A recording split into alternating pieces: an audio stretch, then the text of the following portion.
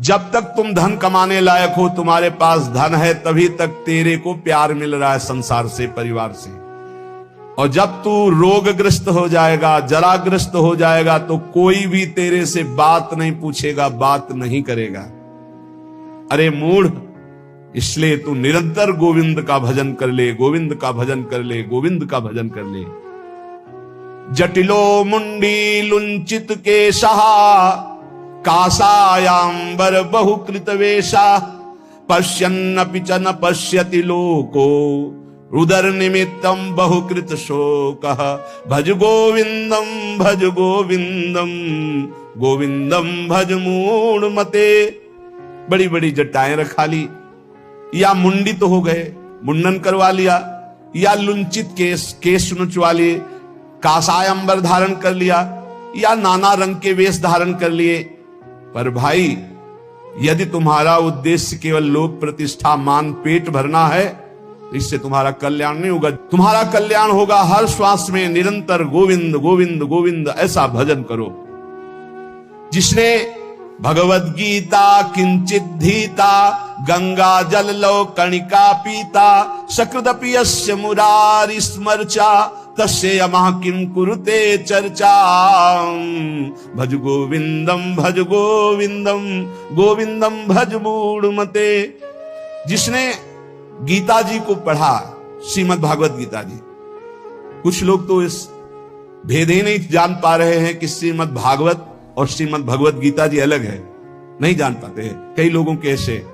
जिसने जो युद्ध क्षेत्र में भगवान श्री कृष्णचंद्र जी ने अर्जुन को 18 अध्याय उपदेश किया, उसी श्रीमद् भगवत गीता जी कहते हैं। और भगवान व्यास देव जी द्वारा रचित श्री सुखदेव जी ने जो 7 दिन में परीक्षित जी को सुनाया, वो श्रीमद् भागवत है। जिसने भगवत गीता को पढ़ा है, गंगा जल के एक बूंद भी आचमन किया है, एक बार भगवान श्री कृष्ण की पूजा कर ली है, यमराज उसकी तरफ आंख उठा के भी नहीं देखेंगे। एक बार भगवत गीता पढ़ा, एक बार गंगा जल का आचमन किया, एक बार भगवान श्री कृष्ण की अर्चना वंदना कर ली, तो यमराज कभी उसकी तरफ नहीं देखेंगे। इसलिए एक बार का जब इतना महत्व है, तो तू हर समय भज गोविंदम भज गोविंदम भज गोविंदम मूढ़मते, हर समय गोविंद का भजन कर, गोविंद का भजन। अरे मूढ़मती, तेरा कोई साथ नहीं देगा, तू गोविंद का भजन कर। अंगम गलितम पलितम मुंडम दशन विहीनम जातम तुंडम वृद्धो याति गृहीत्वा दंडम तदपि न मुंचत्यासा पिंडम। भज गोविंदम भज गोविंदम भज गोविंदम मूढ़मते। ये आशा परिवार की भोगों की इतनी सुदृढ़ है, फांसी ये कि नहीं कटती है। बूढ़ा हो गया है, त्वचा सब ढीली हो गई, हड्डी हड्डी दिखाई देती है, सिर के बाल सब पक गए, दांत एको नहीं रह गए, लाठी लेके चल रहे, फिर भी वही परिवार की ममता। दरवाजे पे बैठा वही परिवार के विषय में सोचता रहता है। ये नहीं सोच रहा कि मृत्यु नजदीक आ रही, भगवान का भजन कर ले, अपने जीवन को सार्थक कर ले। अरे मूढ़, तू निरंतर गोविंद का भजन कर ले, गोविंद का भजन कर ले, कोई तेरे काम आने वाला नहीं। बालस्तावत क्रीडासक्तस् तरुणस्तावत तरुणी रक्तः वृद्धस्तावत चिंता मग्नः पारे ब्रह्मणि कोऽपि न लग्नः। भज गोविंदम भज गोविंदम भज गोविंदम मूढ़मते। कहते हैं कि ये भजन की अवस्था नहीं है, तो कब भजन की अवस्था होती? बाल्यावस्था खेल कूद में चली गई, जवानी स्त्री में आसक्त भोग में चली गई, वृद्धावस्था रुपया पैसा नाती पनाती इनकी चिंता में चली गई, तो परब्रह्म परमात्मा का भजन करने की कौन सी अवस्था है? अरे जब से होश हो जाए तभी से भजन शुरू कर दो। चेतना जागृत हो, बुद्धि काम करने लगे, राधा राधा राधा गोविंद गोविंद गोविंद भजन करे। अरे मोड़, कोई तेरा साथ देने वाला नहीं, इसलिए भज गोविंदम भज गोविंदम। पुनरपि जननम पुनरपि मरणम पुनरपि जननी जठरे शयनम इहि संसारे खलु दुस्तारे कृपया पारे पाहि मुरारे। भज गोविंदम भज गोविंदम भज गोविंदम मूढ़मते। इस संसार में बार बार जन्म होता है, बार बार मरण होता है, बार बार 9 महीने माता के गर्भ में रहना पड़ता है। अब तो होश संभाल ले, मनुष्य शरीर मिला है, भगवान श्री कृष्ण की शरण में आ जा और इस अपार संसार से पार हो जा और हर क्षण गोविंद गोविंद गोविंद ऐसा रट, नहीं बार बार जन्म मरण के चक्र से तुझे कोई नहीं बचा सकता है। पुनरपि रजनी पुनरपि दिवसः पुनरपि पक्षः पुनरपि मासः पुनरप्ययनम पुनरपि वर्षम तदपि न मुंचत्यासामर्षम भज गोविंदम भज गोविंदम भज गोविंदम मूढ़मते। रात गई, दिन गए, पक्ष गया, कृष्ण पक्ष शुक्ल पक्ष, महीना गया, अयन उत्तरायण दक्षिणायन, वर्ष गए, कितने वर्ष गए, अब भी तुझे होश नहीं। तू यहां लोगों से राग द्वेष में फंसा है। अरे तेरी मृत्यु का समय आ रहा है, परम पद पहुंचने का उपाय कर। किसी से ईर्ष्या मत कर, मत्सरता मत कर, किसी की निंदा मत कर, किसी से द्वेष मत कर। अंतिम समय आने वाला है, इसलिए गोविंद गोविंद गोविंद ऐसा भजन कर ले। अरे मूड तेरा कोई साथ देने वाला नहीं। वयसी गते कह काम विकारः शुष्के नीरे कह काशारः नष्टे द्रव्ये कह परिवारो ज्ञाते तत्वे कह संसारा भज गोविंदम भज गोविंदम गोविंदम भज मूढ़मते। जब अवस्था ढल जाती है तो काम वेदना अंदर रहती, लेकिन काम क्रीड़ा नहीं हो पाती, जलता रहता है वो वृद्ध। जब जल सूखने लगता है तो जलाशय जिसने उसमें जो अंदर होते, कछुआ मछली मेढक जो भी जीव सब व्याकुल होने लगते हैं। क्या जलाशय, जब जल सूख गया, अवस्था निकल गई तो क्या विकार, काम विकार उसे जलाता रहता है। वो चिंता से जलाशय में डलते रहते हैं कि अब पानी सूखा मरेंगे। ऐसे ही जब धन नष्ट हो जाता है तो कोई परिवार का मित्र रिश्ता नाता कोई निर्वाह नहीं करता। सच्ची हमने देखा है, ये दृश्य देखे। इसी प्रकार अगर तत्व ज्ञान हो गया तो संसार से तुम मुक्त हो जाओगे। इसलिए तत्व ज्ञान प्रदान करने वाले भगवान गोविंद का भजन कर, गोविंद का भजन कर। अरे मूड तेरा कोई साथ देने वाला नहीं। नारी स्तन भरनाभिनिवेशम मिथ्या माया मोहावेशम एतन मांसवशादि विकारम मनस्य विचार बारंबारम भज गोविंदम भज गोविंदम भज गोविंदम मूढ़मते। माताओं बहनों की तरफ काम दृष्टि से देखकर अपनी क्यों दुर्गति करते हो? कुछ नहीं है। जहां तुम्हें आकर्षण लग रहा है कुछ नहीं है। मोह विकार है तुम्हारा, अज्ञान का विकार है। बार बार मन में विचार करके उनके चरणों में वंदना करो, उनके प्रति काम भाव करके। गलत दृष्टि से मत देखो, मूड तेरी दुर्गति हो जाएगी। इसके लिए तू गोविंद का भजन कर, गोविंद का भजन कर। माताओं बहनों पर काम दृष्टि करके दुर्गति का कारण मत बन। कस्त्वम कोहम कुतयायातः कामे जननी को मे तातः इति परिभावे सर्वमसारम विश्वम त्यक्त्वा स्वप्न विचारम भज गोविंदम भज गोविंदम भज गोविंदम मूढ़मते। कस्त्वम, जरा विचार कर, तू कौन है? कभी बैठकर सोचा कि शरीर में रहते 15 वर्ष हो गए, 30 वर्ष हो गए, 50 वर्ष हो गए, तू शरीर नहीं तो है कौन? कभी सोचा? कस्त्वम, कौन है तू? और कोहम कुतः आयाता, मैं कौन हूं, कहां से आया हूं? कामे जननी कोमे ताता, असली में मेरा पिता कौन है, माता कौन है? ये तो बनावटी है, कुछ समय के लिए छूट जाएगा शरीर। ये शरीर संबंधी माता पिता है, लेकिन मैं कौन हूं? मैं कहां से आया हूं? मुझे कहां जाना है? मेरा असली कौन संबंधी है? कभी विचार किया? नहीं विचार किया, इसीलिए संसार में फंस गया। अब विचार कर, शुद्ध विचार के लिए गोविंद गोविंद गोविंद ऐसा नाम जप कर तो तुझे समझ में आने लगेगा ये संसार असार है। उमा कहूं मैं अनुभव अपना, शत हरि भजन जगत सब सपना।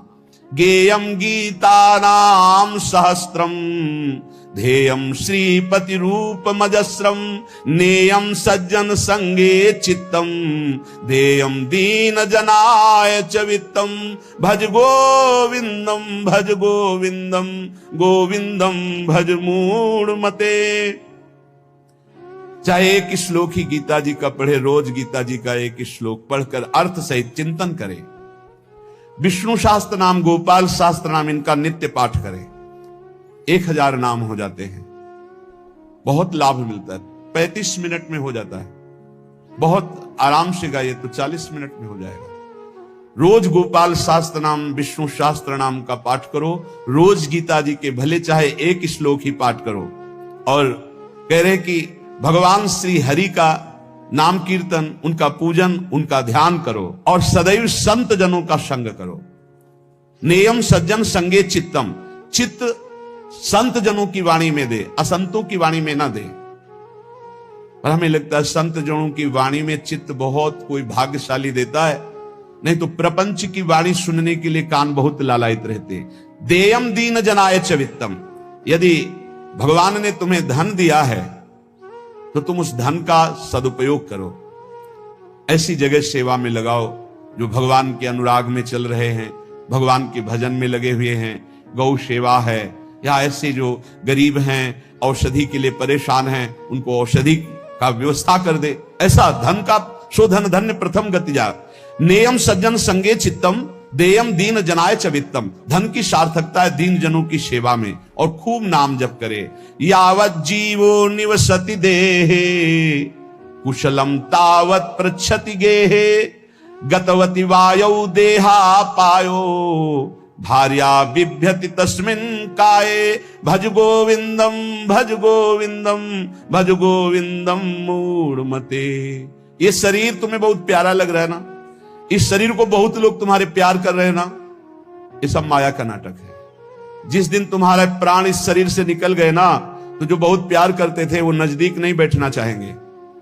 चाहे जितना प्यारा कोई रिश्ता नाता संबंध रखता हो, और मुर्दा घर में एक कमरे में हो, कहते जाओ उसके पास बैठकर रात व्यतीत करो, तो कह के डर लगेगा।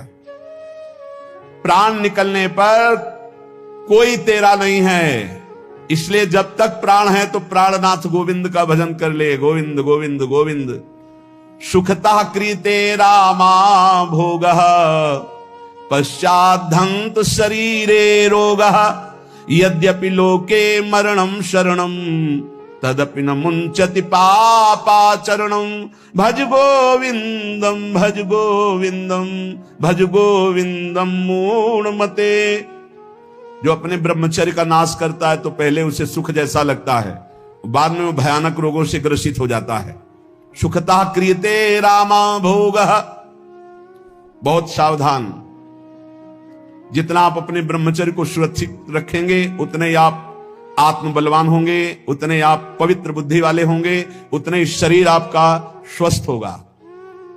आपकी इंद्रियां तेजस्वी बलवान हो जाएंगी, भोगों की तरफ जाने के लिए नहीं, भगवान की तरफ जाने के लिए। और जो काम भोग को बड़ा सुख मान करके रमण करता है, पीछे शरीर जर्जर हो जाता है, बड़े भयानक रोगों से ग्रसित हो जाता है। भाई संसार में सब छूटना है, मरना है, तो सच्चिदानंद को प्राप्त कर लो। लेकिन इसी का उल्टा दुष्ट लोग सोचते हैं, जब मरना ही है तो खूब मनमानी करके मरेंगे। और विवेकी जन, संत जन जो साधु स्वभाव के, कि जब मरना ही है तो पापाचरण क्यों करना है, मुझे अच्छे आचरण करके उत्तम गति को प्राप्त करना है। इसलिए कोई भी पापाचरण मत करो। पापाचरण जन्म जन्मांतर में तुम्हें दुख ही प्रदान करेगा। हर समय गोविंद गोविंद गोविंद ऐसा भजन करो। रथ्याचरपट विरचित कंथः पुण्या पुण्य विवर्जित पंथः नाहं न त्वं नायं लोकस् तदपि किमर्थं क्रियते शोकः भज गोविंदम भज गोविंदम भज गोविंदम मूढ़मते। तन ढकने के लिए यदि चिथड़े भी हो तो चलेगा।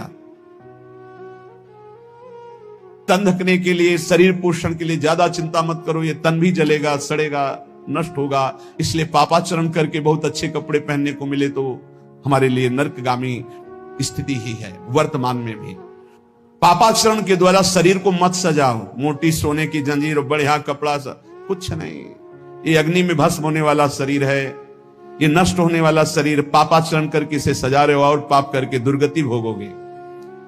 एक मार्ग है ऐसा जो तुम्हें इस जन्म में पुण्य और पाप दोनों से बचाकर भगवत प्राप्ति करा दे। वो भगवान का मार्ग है। न मैं हूं, न तू है, न ये संसार है, एकमात्र भगवान है। इसलिए भगवान की शरण में हो जा और गोविंद गोविंद गोविंद ऐसा भजन कर। कुरुते गंगा सागर गमनम व्रत परिपालनम अथवा दानम ज्ञान विहीना सर्वमतेन मुक्तिम न भजति जन्म सतेन भज गोविंदम भज गोविंदम भज गोविंदम मूढ़मते। चाहे गंगा सागर चले जाओ, चाहे बड़े बड़े उपवास कर लो, चाहे बड़े बड़े दान कर लो, जब तक भजन नहीं करोगे तब तक ज्ञान नहीं होगा। क्या ज्ञान? ये संसार में एकमात्र वासुदेव हैं। बहु नाम जन्मनावंते ज्ञानवान माम प्रपद्यते वासुदेवा सर्वमित्सा महात्मा सुदुर्लभा। एकमात्र भगवान सर्वत्र है। ये अनुभूति जब तक नहीं होगी तब तक संसार चक्र में तुम्हें बार बार आना पड़ेगा। तो ये ज्ञान कैसे होगा? बोले निरंतर नाम जप करने से। चाहे गंगा सागर दौड़ आओ, चाहे बड़े बड़े उपवास कर लो, चाहे खूब दान कर लो, जब तक भजन नहीं करोगे तब तक शुद्ध ज्ञान नहीं होगा। और शुद्ध ज्ञान हुए बिना सर्वान वस्तुतया निरीक्ष परम स्वाराध्य बुद्धिर्मम, आपको भगवत प्राप्ति नहीं होगी। इसीलिए कह रहे बार बार गोविंद का भजन कर, बार बार गोविंद का भजन कर। श्रीपाद प्रबोधानंद जी इसीलिए कह रहे अलम कश्यापि संगत्या तब आलम शास्त्र कर्म भी। बंद करो, अभी अन्य लोगों के संग का त्याग कर दो, जो भगवत विमुख वार्ता करते हैं, संत निंदा करते हैं, दूसरों की निंदा करते हैं। कुछ हाथ नहीं लगता, ये लोग दुर्गति को प्राप्त होने वाले हैं। भक्तन निंदा अति बुरी भूल करे जिन कोय, किए सुकृत बहु जन्म के छिन में दारे खोए। पर निंदा के किए ते नहीं आवत नहीं कछुआत, मूर्ख पर्वत पाप को ले चल अपने साथ। तो अलम कश्यापि संगत्या, ऐसा संग मत करो जिनके पास बैठने से भक्त निंदा, जन निंदा, भगवत निंदा हो। ऐसे से दूर रहो। अलम बंद कर दो ऐसे लोगों का संग। रात दिन हम श्यामा श्याम का नाम जप करेंगे, श्यामा श्याम के लीला गुण गाएंगे, श्यामा श्याम के ही धाम का शोभा का चिंतन करेंगे। जब तुम अपना जीवन श्यामा श्याम के चरणों में न्यौछावर कर दोगे तो पूरा भार श्यामा श्याम ले लेंगे और तुम्हारे हृदय में मस्ती आ जाएगी। शोक, विषाद बहुत ध्यान देने योग्य विषय है। तभी लोगों को ऐसा लगता है कि ऐसा कैसे हो सकता है। भक्त के चरित्रों को जब सुनते तो लगता है ऐसा कैसे हो सकता है, ऐसी परिस्थिति में भी ऐसा कैसे हो सकता है। क्योंकि तुम मानसिक बुद्धि से युक्त हो और वो भागवतिक स्थिति से युक्त है, इसलिए तुम उसको पार पा ही नहीं सकते। जब तुम अपना जीवन श्यामा श्याम के चरणों में समर्पित कर देते हो हृदय से, फिर उनकी कृपा से सब विघ्न दूर हो जाते, एक अपार मस्ती रहती है। नहीं तो शोक, विषाद, दुख, क्लेश, कष्ट, संताप, भय, उद्वेग ये सदैव सताते रहते हैं। इसी से डिप्रेशन होता है। बार बार नकारात्मक चिंतन, शोक, विषाद, दुख, चिंता, क्लेश, संताप, भय, उद्वेग यही पूरे मानसिक स्तर को नष्ट कर देते हैं। उत्साहहीन जीवन हो जाता है। जब तुम श्यामा श्याम को समर्पित हो जाते हो तो ये सब प्रवेश भी नहीं करते, एक अपार मस्ती बनी रहती है। अब क्या होगा? श्यामा श्याम जो करेंगे वही होगा। श्यामा श्याम पता नहीं कैसा करे, नहीं, वो सदैव मंगल भवन है, वो जो करते महामंगल होता है। यह निश्चय उपासक के हृदय में आ जाना चाहिए। इसलिए अपना सारा मन, सारी बुद्धि, सारा जीवन, प्रत्येक श्वास प्रभु को अर्पण कर दो, फिर देखो तुम निहाल हो जाओगे। दुख, शोक, विषाद, क्लेश, कष्ट, संताप, भय, उद्वेग ये उसी को व्यापते हैं जिसने अपने जीवन को प्रभु के चरणों में अर्पित नहीं किया। इसलिए तुम अपना सारा मन, सारी बुद्धि, सारा जीवन, प्रत्येक श्वास केवल प्रभु को अर्पित कर दो, फिर देख लेना। श्वास कैसे अर्पित की जाती? राधा राधा राधा। बुद्धि कैसे अर्पित की जाती? एकमात्र निश्चय कि भगवत सुख ही सुख है, ये जागतिक सुख सुख नहीं, ये दुख है, ये ऐसा दलदल है जिससे आज तक कोई नहीं निकल पाया। सारा मन, हम मन से केवल प्रभु का मनन करें, बार बार मन को संसार से हटा के नाम में, रूप में, लीला में, धाम में लगाएं।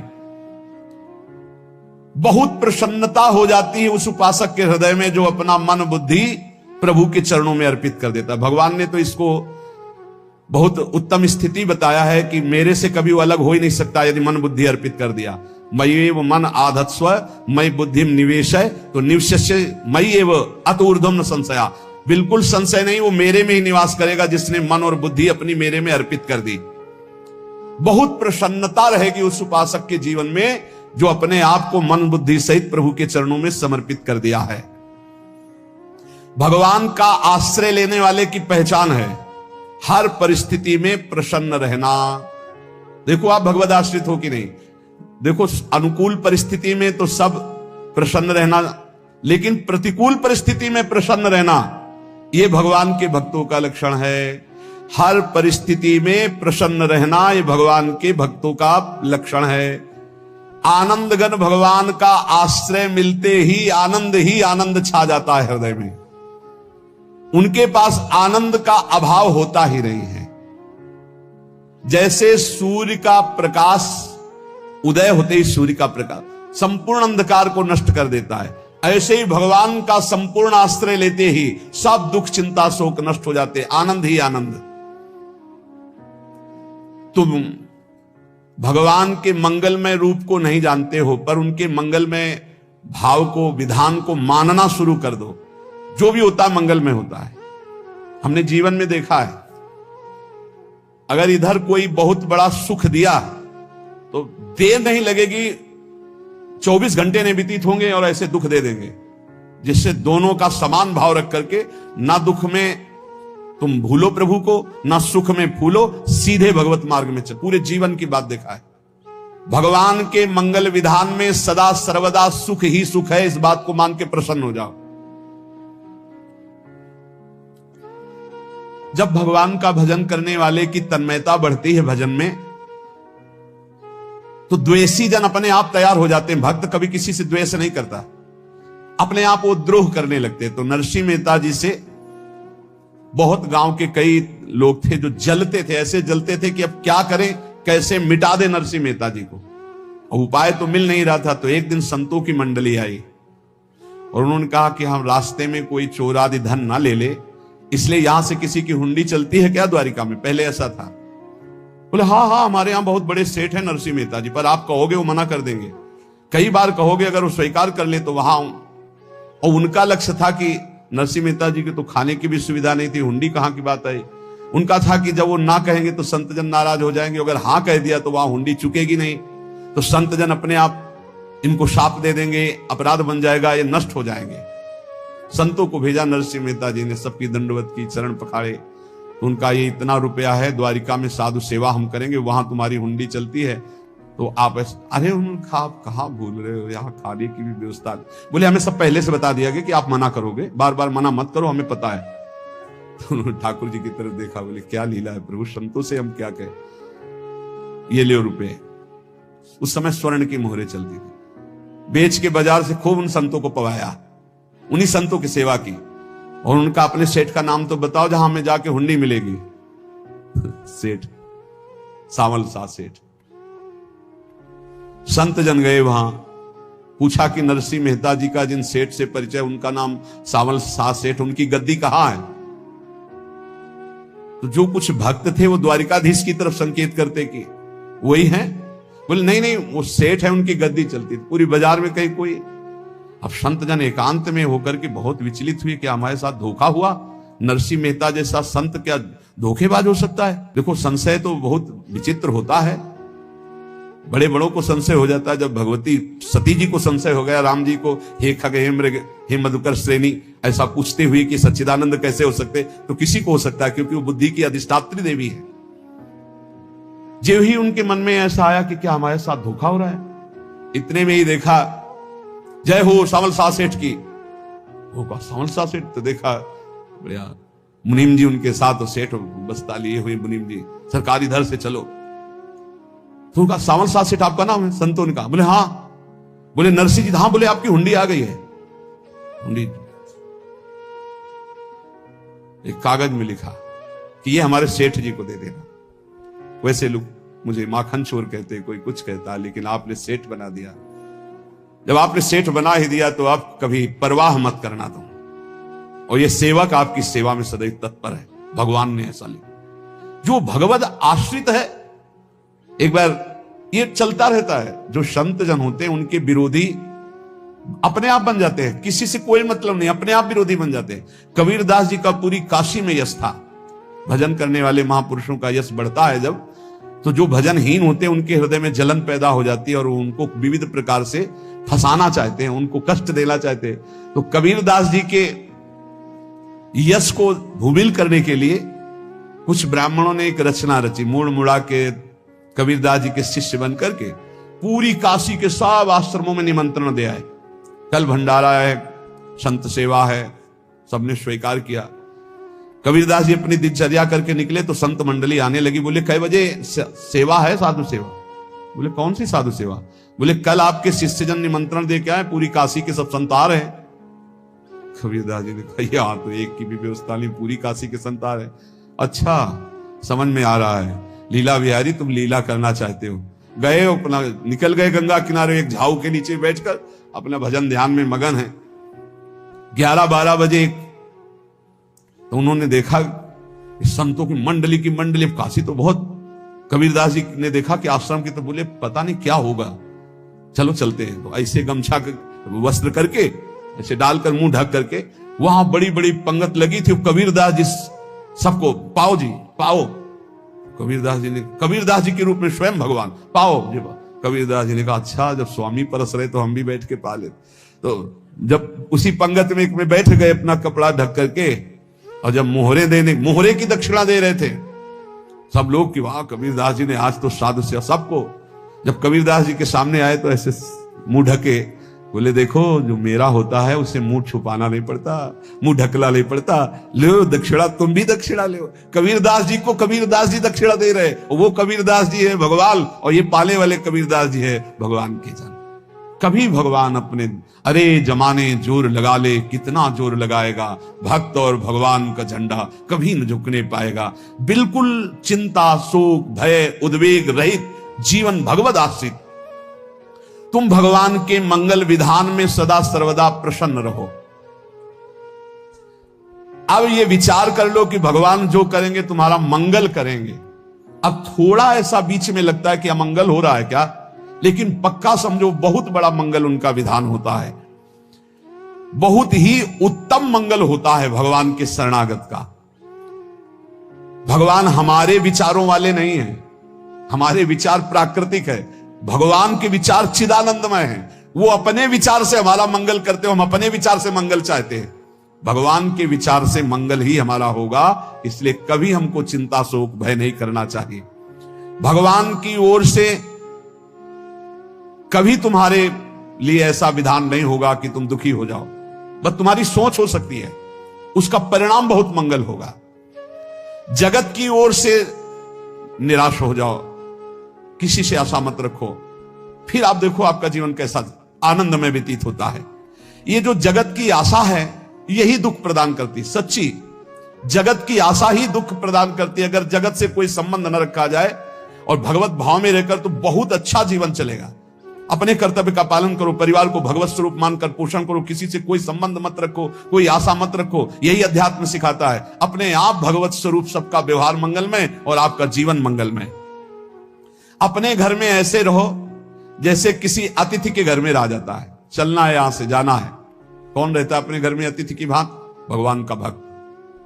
जाना है यहां से, अपनी प्रिया प्रीतम के पास जाना। ये हमारा घर नहीं है, यहां तो हम समय व्यतीत कर रहे हैं, अपनी आयु व्यतीत कर रहे हैं भगवत आराधना करते हुए। हमें जाना है प्रिया प्रीतम के पास। वास्तविक घर भगवान का धाम है हमारा। वास्तविक घर वाले प्रभु हैं हमारे। जो नित्य सच्चिदानंद भगवान के चरणों में अपने चित्त को समर्पित करता रहता है, उसको यह अनुभव होने लगता है कि बड़ी कृपा है हमारे ऊपर, भगवान की बड़ी कृपा है हमारे ऊपर। सर्वसमर्थ परम सुहृद भगवान ऐसे भक्त के ऊपर हर समय वरद हस्त रखे रहते हैं। ये केवल प्रवचन नहीं, सच्ची बात मानिए। ऐसे भगवान का वरद हस्त हर समय रहता है। जब भगवान की छत्र छाया में भक्त अपने को देखता है तो आसपास घोर विपत्तियों का भी समुदाय हो तो भी वो आनंद में मगन रहता है। हर हालत में आनंदित रहना ये भक्त का स्वभाव है।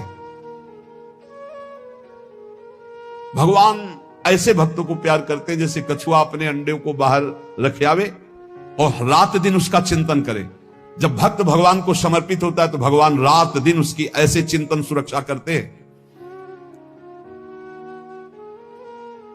अभय ये दैवी संपदा का पहला गुण है। ये भगवान के शरणागत पर जागृत हो जाता है। वो भयभीत नहीं होता, किसी भी उससे भयभीत नहीं होता। यही डर ही डरप हरिवंश हित जिनो भ्रमय गुण सलील पर। इस डर से डरते रहना चाहिए कहीं गुण रूपी पानी में फिसल न जाए, नहीं तो गलती हो सकती है। साधक सावधान रहे। ये अभय दैवी संपदा का सबसे बड़ा गुण है। जो भयहारी भगवान की शरण में आ जाता है तो उसके अंदर ये अभय प्रकट हो जाता है। अगर कहीं तुम्हें एकांत में भय लग रहा है, एक आदमी तो एकांतिक में आए थे, वो कह रहे थे कि हमें हर समय भय लगा रहता कि कोई हमारे पीछे है, अंधेरा तो लगता कोई खड़ा है, मैं जीना मुश्किल हो गया, ऐसा भय। देखो ये मन कैसा है, भगवान से विमुख होने पर कैसे डरवाता है। वो कह रहे हैं हर समय मुझे डर लगा रहता है, कोई सामने खड़ा है, कोई पीछे खड़ा है, ऐसा भय लगने लगता है। और जब भगवान की शरण में आ जाते हैं तो ये अभय स्थिति हृदय में जागृत हो जाती है। कोई भी भय आसपास आ ही नहीं सकता, यहां तक कि नरक का भी भय खत्म हो जाता है जो भगवान की शरण में है। महापापी भी पुण्यात्मा महान भक्तों के समान वो उत्तम गति को प्राप्त हो जाता है जो भगवान की शरण में हो जाता है। पर ये जो भोगों का आश्रय लिए हुए हैं, मनमानी आचरण कर रहे हैं, ये कभी उस अभय को जान ही नहीं सकते कि अभय पद है क्या। इनको तो कदम कदम पर शोक, भय और दुख की प्राप्ति होगी। कोई बचा नहीं सकता जो भोगों में लगे हैं, मनमानी आचरण कर रहे हैं। अगर निर्भय होना चाहते हो, परम सुखी होना चाहते हो तो भगवान के शरणागत हो जाओ। सारे जगत को अभय दान देने वाले भगवान है। भगवान का एक प्रण है, ममपन शरणागत भयहारी। जो मेरी शरण में आ गया उसके भय का मैं नाश कर देता हूं। साधना में अवस्था मन की मानी जाती है कि आप कितने अच्छे साधक हैं।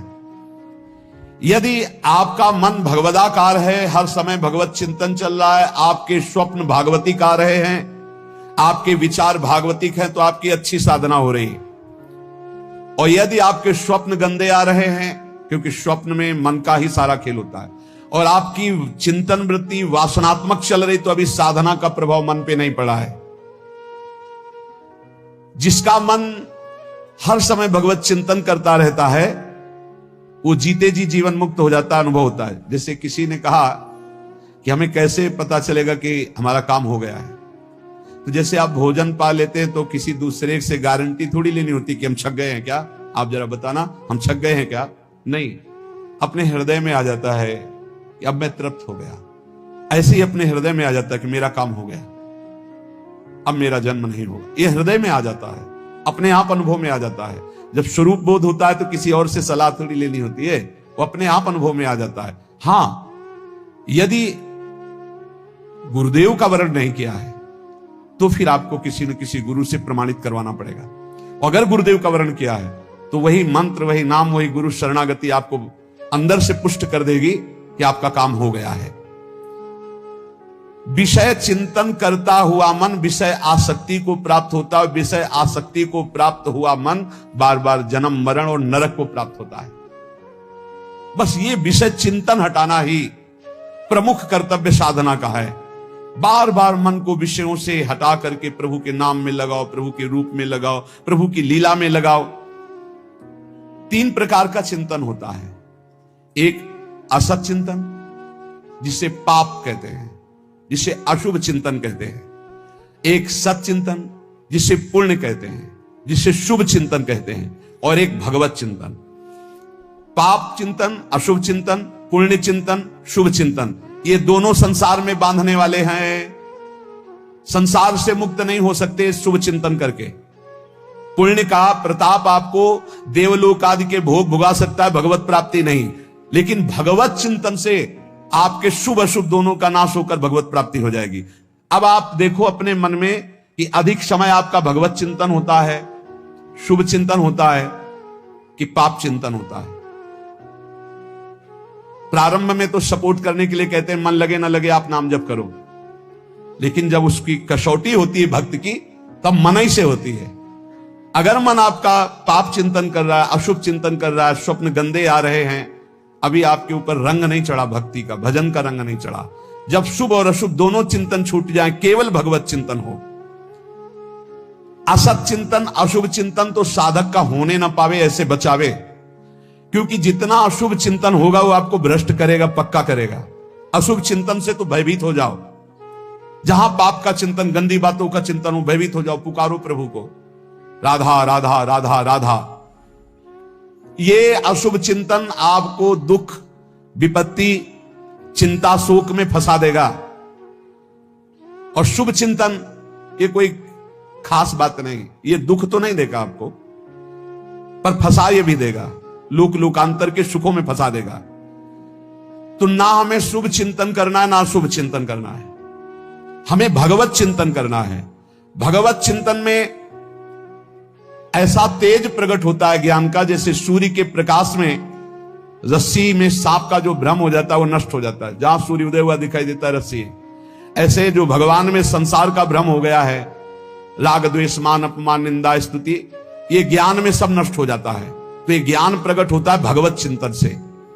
भगवत चिंतन से अज्ञान अंधकार का नाश होता है और समस्त दैवी संपदा के गुण उसमें जागृत हो जाते हैं। दैवी देव संपदा, देव भगवान को कहते हैं। जहां दैवी गुण आए तहां भगवान का प्रादुर्भाव उसके हृदय में हो जाता है।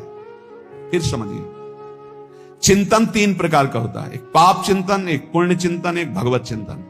जो भगवत प्राप्ति करना चाहते हैं उनका पाप चिंतन तो होने ना पावे, पुण्य चिंतन भी खास बात नहीं है, इसलिए हर समय भगवत चिंतन हो। भगवत चिंतन से ज्ञान प्रकाशित होता है और जैसे सूर्य के तेज से रस्सी में सांप का भ्रम नष्ट हो जाता है, स्पष्ट दिखाई देती रस्सी, ऐसे जगत जो दिखाई देता है स्पष्ट ज्ञान में दिखाई देता है, ये सर्वम खलमिदम ब्रह्म, ये भगवान है। दैवी कहते हैं देव संपदा को, देव संपदा अर्थात भगवान के भागवती गुण। जहां दैवी संपदा आती वहां भगवान प्रकट हो जाते हैं। जहां भगवान प्रकट होते हैं वहां परमानंद की बाढ़ आती है। पर ये ध्यान रखें, गुलाब का फूल कांटों में खिलता है, उसकी सुगंध लेनी, फूल लेना है तो कांटों से बचाकर। ऐसे ही जब आप भगवत चिंतन के लिए चलेंगे तो आपका चिंतन चुराने के लिए माया विविध नाटक करेगी, कांटे फैलाएगी। कोई तुम्हारी निंदा करेगा, कोई अपमान करेगा, कोई उपहास करेगा, तुम्हारी अव्यवस्था हो सकती है, तुम्हारी परिस्थिति बहुत भयावह हो सकती है। इन परिस्थितियों में भी भगवत चिंतन का तार ना टूटने पावे तो आगे गुलाब का फूल है। जिसे कांटे से बचाकर गुलाब का फूल लेते हैं और भगवत अर्पित करके सौरभ का सुख लेते हैं, ऐसे ही भगवान के प्रेमानंद का अनुभव करने के लिए संसार के कांटों से बचना होगा। और खिलेगा यही फूल संसार में ही, मनुष्य देह में, और योनियों में नहीं। भगवत प्राप्ति स्वर्ग में नहीं होगी, इसी मृत्यु लोक में होगी। पहले मन नहीं लगता भगवत चिंतन में, भगवत चिंतन जबरदस्ती करना पड़ता है। भगवत चिंतन जे ही प्रारंभ करोगे ते ही बहुत बाढ़ आ जाएगी पाप चिंतन की। ध्यान दीजिए, बहुत लोग प्रश्न करते रहते हैं कि हम जब भजन में बैठते हैं तो बहुत गंदी बातें आती है, मन बड़ा चंचल होता है, भाग जाता है। ऐसा प्रारंभ में जब कोई भगवत चिंतन प्रारंभ करता है तो उसका मन विषयों में भागता है, गंदी बातों में भागता है।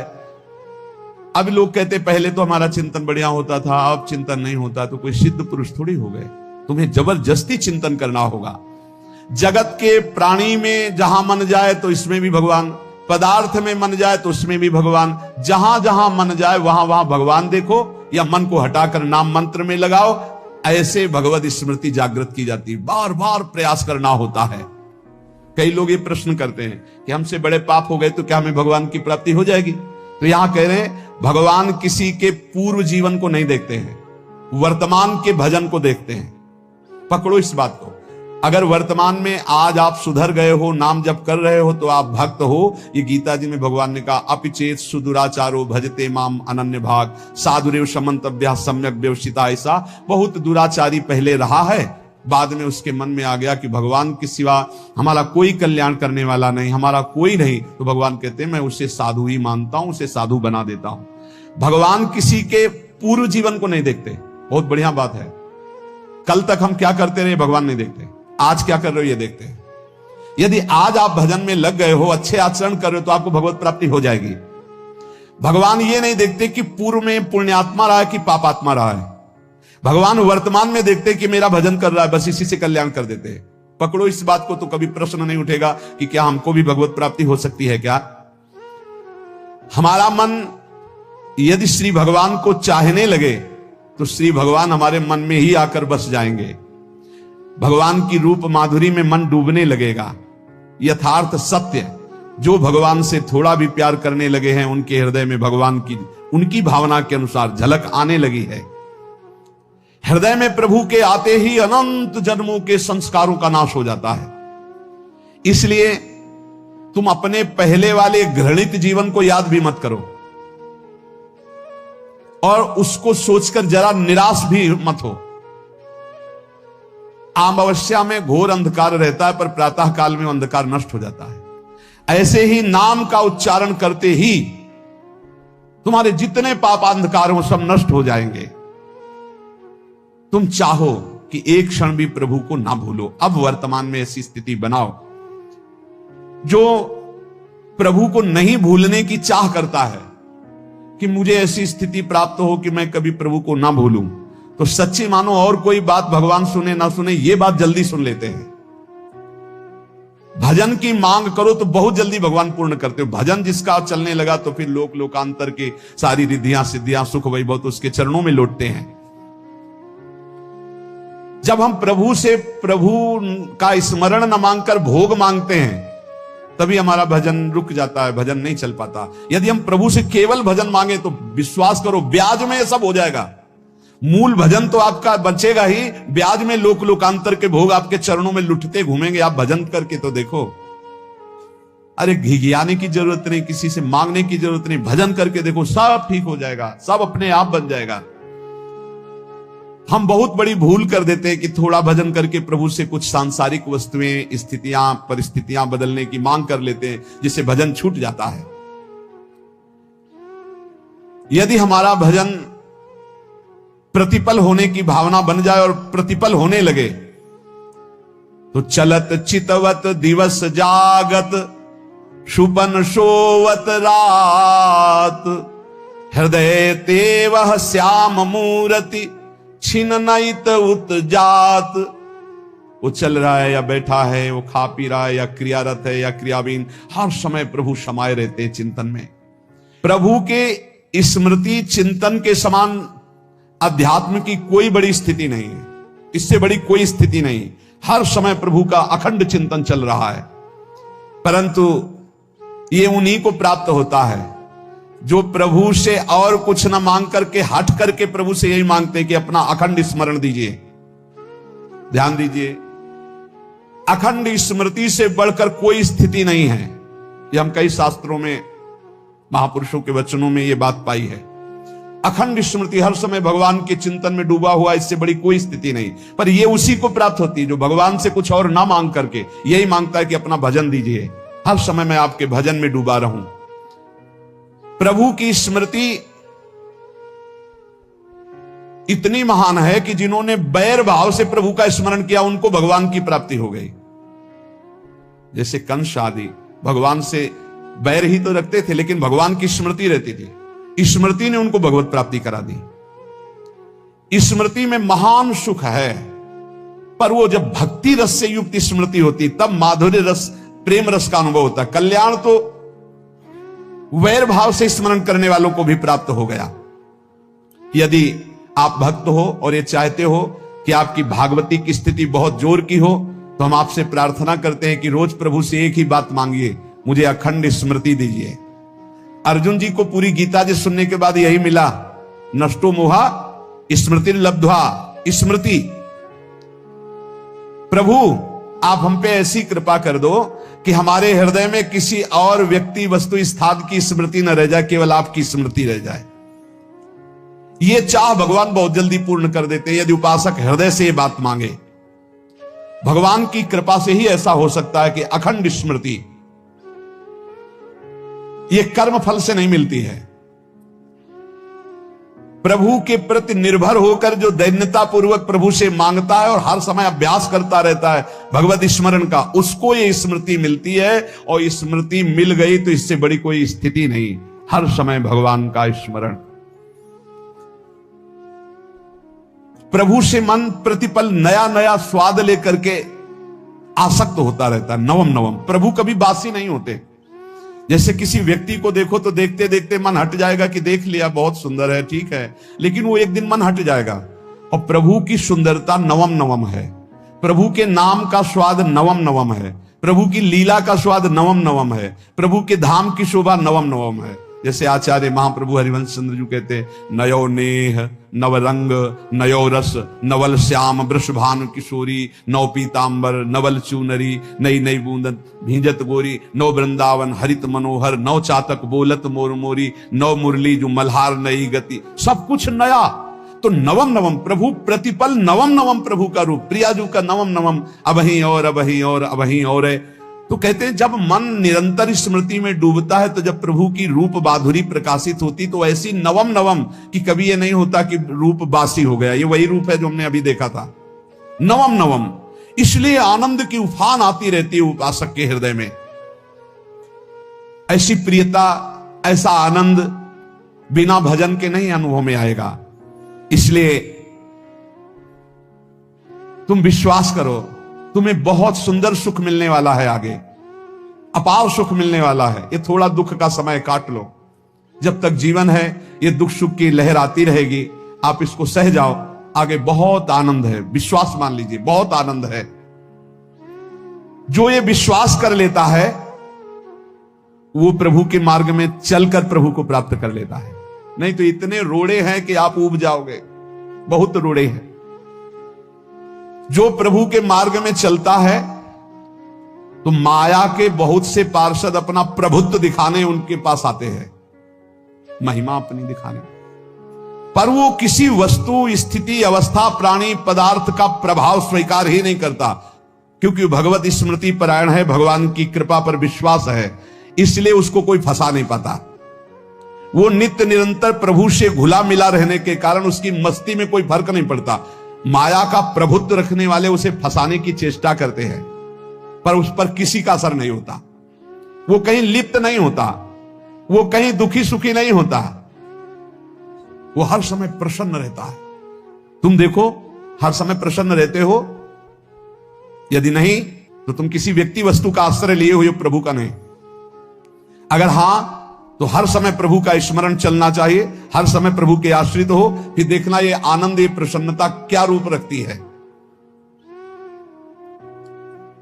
बड़े बड़े मस्त संतों को देखा, मस्त ऐसे उन्माद में मस्त, हे उस सुख के लिए ललचाओ, कब तक जन्मते मरते रहोगे, कब तक बार बार दुख भोगते रहोगे, कब बड़ा प्रपंच है ये। भगवान का स्मरण परम पुण्यात्मा पुरुष का हृदय माना जाता है, बहुत पवित्र हृदय, बड़ा पुण्यात्मा हृदय जिसमें भगवान का स्मरण।